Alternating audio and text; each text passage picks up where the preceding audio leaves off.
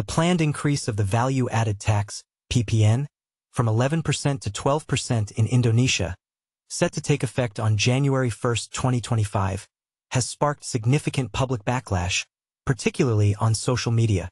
Many citizens have expressed their opposition through various posts featuring a blue background with the Garuda emblem, signaling national pride and concern over the tax hike. In response to this growing discontent, the Ministry of Finance, Kemenkeu, has reiterated that the decision to raise the PPN was established as part of the Harmonization of Tax Regulations Law, UU-HPP, in 2021. Denny Surgentoro, head of Kemenkeu's Communication and Information Services Bureau, emphasized that the increase was a result of thorough discussions with the House of Representatives, DPR, and was based on extensive economic, social, and fiscal considerations. Minister of Finance Sri Mulyani Indrawati has also addressed concerns regarding this policy. She stated that while the government recognizes the current economic challenges and declining purchasing power among citizens, maintaining a healthy state budget, APBN, is crucial.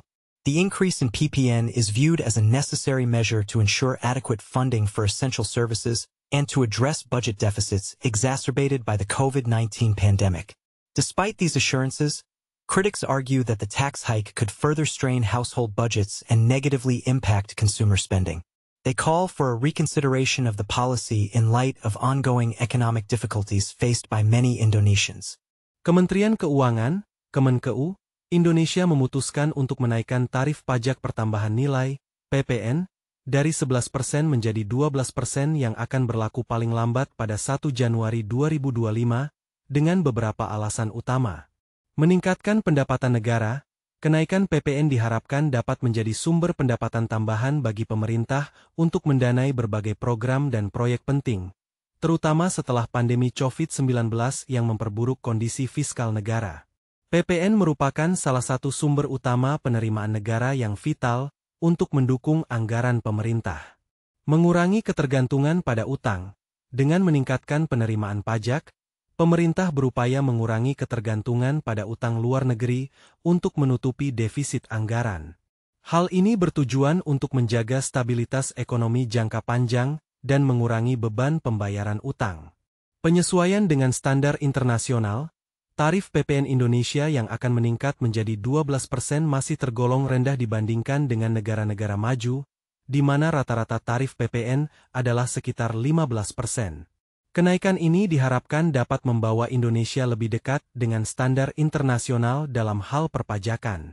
Kesehatan anggaran, Menteri Keuangan Sri Mulyani Indrawati menekankan bahwa keputusan ini bukan diambil sembarangan, tetapi setelah mempertimbangkan berbagai indikator ekonomi untuk menjaga kesehatan anggaran pendapatan dan belanja negara, APBN, dan memastikan keberlanjutan program-program pemerintah.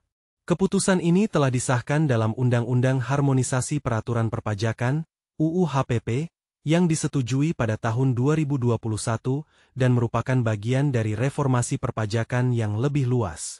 Respon masyarakat terhadap keputusan kenaikan pajak pertambahan nilai, PPN, dari 11% menjadi 12% yang akan berlaku pada 1 Januari 2025 sangat beragam, dengan banyak yang mengekspresikan ketidakpuasan dan kekhawatiran.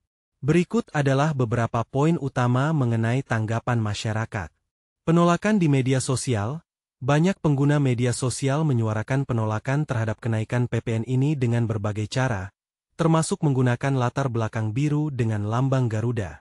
Mereka menganggap bahwa kebijakan ini tidak adil, terutama bagi masyarakat yang sudah terbebani oleh biaya hidup yang tinggi. Kekhawatiran terhadap daya beli, banyak konsumen, terutama dari kalangan menengah ke bawah, merasa bahwa kenaikan PPN akan semakin menekan daya beli mereka. Mereka khawatir bahwa harga barang dan jasa akan meningkat, sehingga menyulitkan untuk memenuhi kebutuhan sehari-hari. Sebagai contoh, seorang ibu rumah tangga mengungkapkan bahwa harga bahan kebutuhan pokok sudah cukup tinggi dan kenaikan PPN hanya akan memperburuk situasi. Pandangan ekonom, para ekonom, termasuk dari lembaga seperti Indef dan Celios, mengkhawatirkan bahwa kenaikan PPN akan memperburuk kondisi ekonomi masyarakat, terutama di tengah pemulihan pasca pandemi. Mereka menilai bahwa kebijakan ini dapat mengurangi pendapatan yang tersedia bagi masyarakat, dan berpotensi memperlambat pertumbuhan ekonomi. Tanggapan dari pengusaha, pelaku usaha, terutama usaha kecil dan menengah, UKM, juga menyatakan keprihatinan mereka. Mereka khawatir bahwa kenaikan tarif PPN akan memaksa mereka untuk menaikkan harga jual produk mereka, yang dapat mengakibatkan kehilangan pelanggan dan penurunan penjualan. Protes tanpa aksi fisik. Sebagai bentuk protes, beberapa warganet menyerukan untuk menjalani gaya hidup minimalis sebagai cara untuk menolak kebijakan ini. Mereka mendorong masyarakat untuk mengurangi konsumsi barang-barang baru sebagai bentuk perlawanan terhadap pemerintah.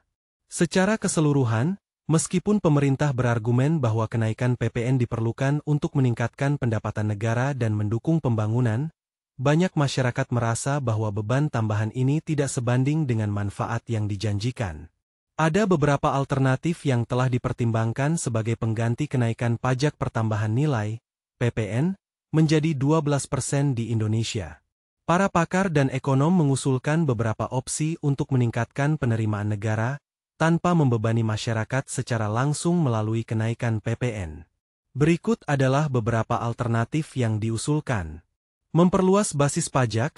Salah satu alternatif yang disarankan adalah memperluas basis pajak dengan fokus pada sektor ekonomi informal dan digital yang belum sepenuhnya terjangkau oleh pajak.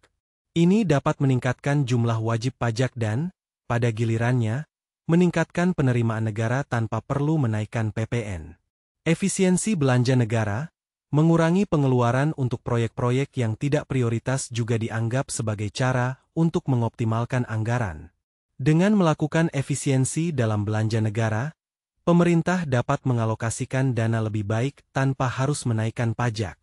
Kebijakan pajak progresif, mengimplementasikan kebijakan pajak progresif, di mana beban pajak lebih besar dikenakan pada golongan ekonomi atas, juga menjadi opsi.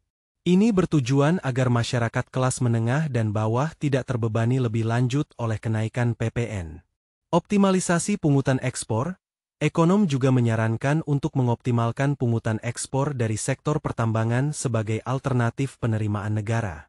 Pendekatan ini dianggap lebih baik dibandingkan dengan menaikkan PPN, terutama dalam kondisi ekonomi yang melambat. Penundaan kenaikan PPN. Beberapa anggota DPR juga mengusulkan agar pemerintah mempertimbangkan untuk menunda kenaikan PPN jika dirasa memberatkan masyarakat dan dunia usaha, serta mengevaluasi dampak kebijakan tersebut terhadap pemulihan ekonomi. Secara keseluruhan, ada banyak saran yang diajukan untuk mencari solusi yang lebih inovatif dan adil dalam meningkatkan penerimaan negara, tanpa membebani masyarakat secara langsung dengan kenaikan tarif PPN.